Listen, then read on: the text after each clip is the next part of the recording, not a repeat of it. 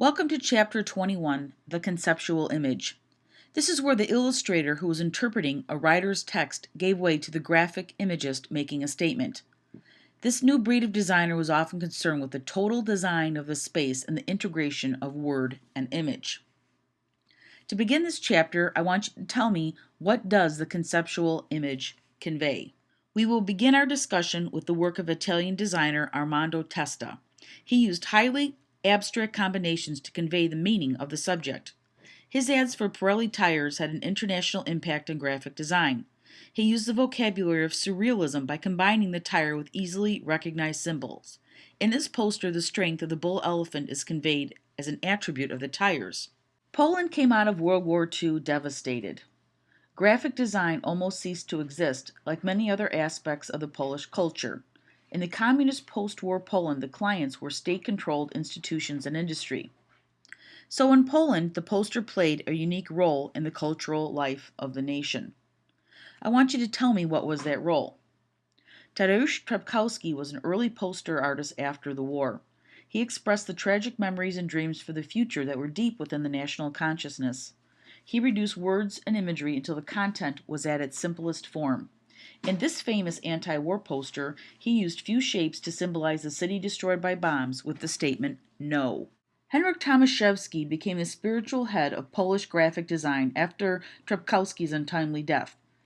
He was a professor at the Warsaw Academy of Fine Arts. Tomaszewski's posters led the Polish graphic design toward colorful and artistic expression, as seen in this poster for the Olympic Games in London, and also in this poster for the play Marie and Napoleon in 1964. The next major poster trend began in the 1960s. A darker, more somber side of the national consciousness was shown. Frank Starowiecki was the first graphic designer to embrace this style.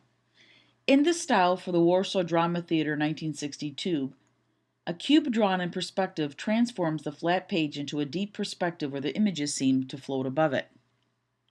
I want you to describe the look of the Polish posters in the 1960s using this poster as an example. Jan Lenica is another artist who began to use this surrealist approach. He used more stylized contour lines and divided his posters into colorful zones, as seen in these two images here. I want you to tell me, what modern art movement do you think was an influence for Lenica? Roman Cieślewicz was another poster artist who was exiled and lived in Paris since the 1960s. He used the poster to express very complicated ideas in a metaphysical way. His techniques included montage, collage, and halftoning. In 1980, shortages in food, electricity, and housing led to the formation of an illegal solidarity labor union. Jerzy Januszewski designed this famous logo, which became an international symbol of struggle against oppression. What is the symbolism behind this world-famous logo? As a result of government censorship during Poland's social unrest, the country's posters frequently addressed issues that reached beyond national borders rather than directly confronting internal political struggles. An example of this concept is seen in this poster by Marian Nowinski. In this Polish poster, an international view of censorship is tackled. Nowinski laments over censorship and the suppression of Chilean poet Pablo Neruda, whose works were banned and burned by the Pinochet regime. Side note, guys, if you ever want to impress a girl with romantic poetry, Pablo Neruda is the poet for you. In 1971, he won the Nobel Prize for Literature. Moving on from the Polish conceptual image, we come to the American conceptual image. New York was where a group of young graphic artists got together and began to develop a more conceptual approach to illustration. They formed the Push Pin Studio in 1954. I want you to tell me, who were the principal artists that formed this studio. Milton Glaser was one of them.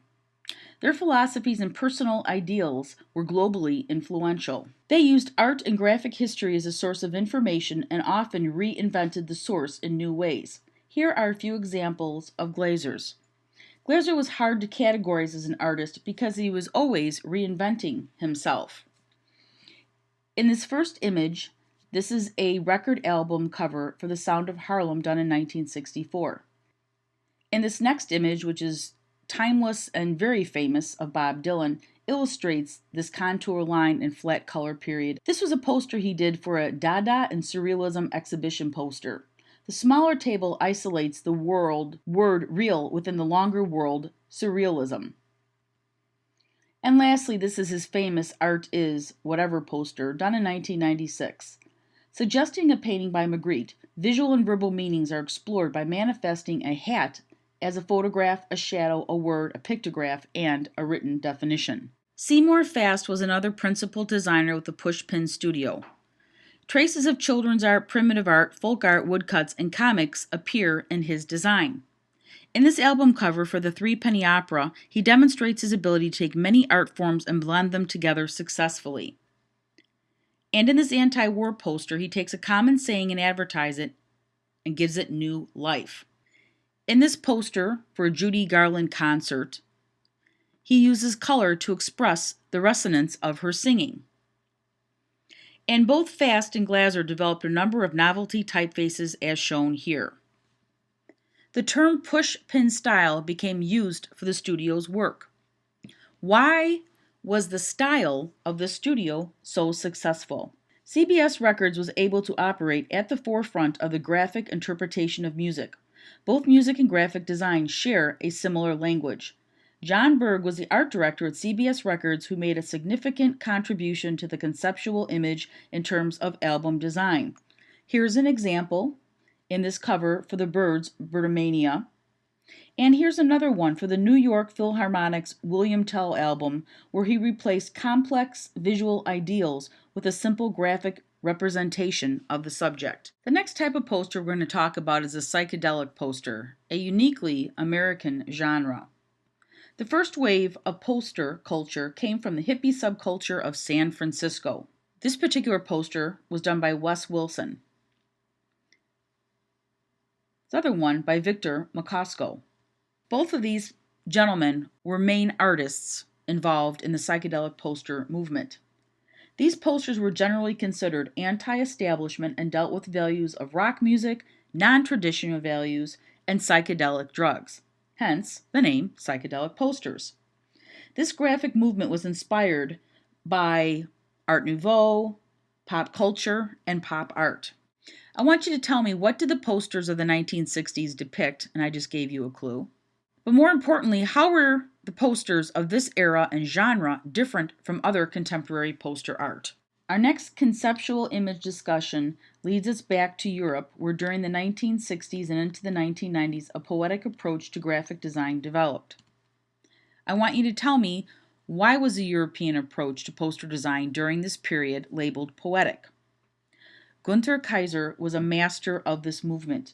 He was able to invent unexpected visual content to solve communication problems.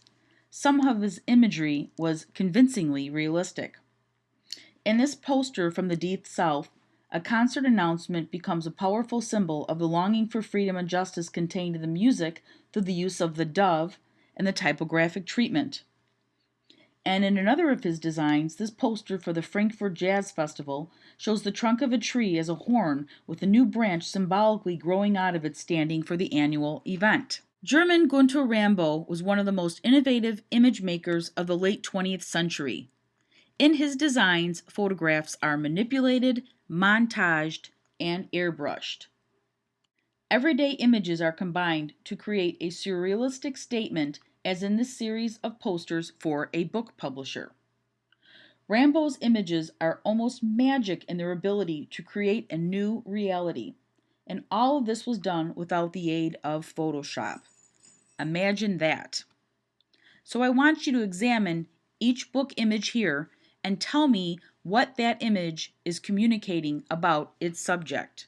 Another European designer, Frenchman Robert Messiaen, delighted graphic design communities with his experimental typography.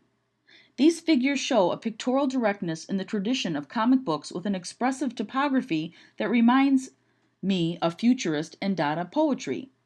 He aimed for communication more than the founders of the aforementioned practitioners of those modern art movements did. I think they're just fun to look at. In 1970, three young artists in the social tradition of Henryk Tomaszewski opened a studio in Paris called the Grappa Studio.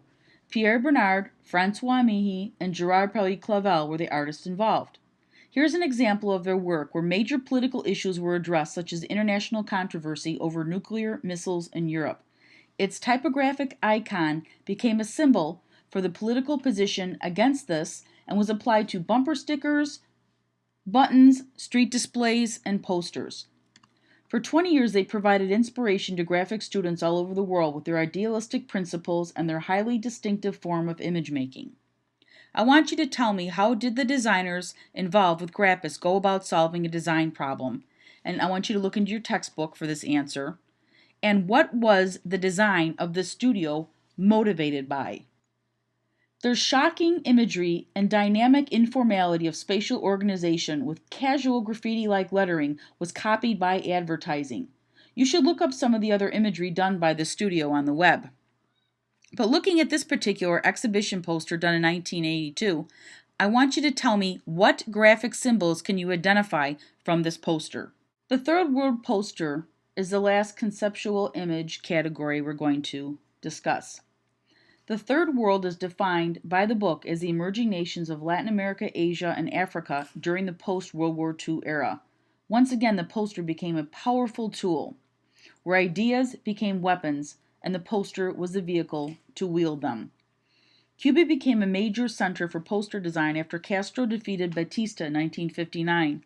Under Castro, the arts did flourish for a short time, however, within very strict constraints. Raul Martinez was a leading Cuban graphic designer.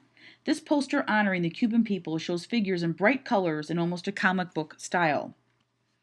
In this other poster of the fallen revolutionary hero Ernesto Che Guevara by Helena Serrano, his image has been drawn in light and dark shadow planes like high contrast photography. This trademark is very famous and becomes the everyman. He was converted into a mythic hero who sacrificed his life so that others could live, but in reality he was really a murderous butcher. The complex social, political, and cultural ideas and emotions expressed by these artists were more effectively done using iconic and symbolic imagery. I want you to tell me, what constituencies did the third world posters address, and what was the impact of these posters on those specific constituencies? So in conclusion, the importance of conceptual images in the last part of the 20th century developed because of many factors. Social, cultural, and political issues were, in my opinion, the most powerful catalysts for poster development and the development of the need to effectively communicate.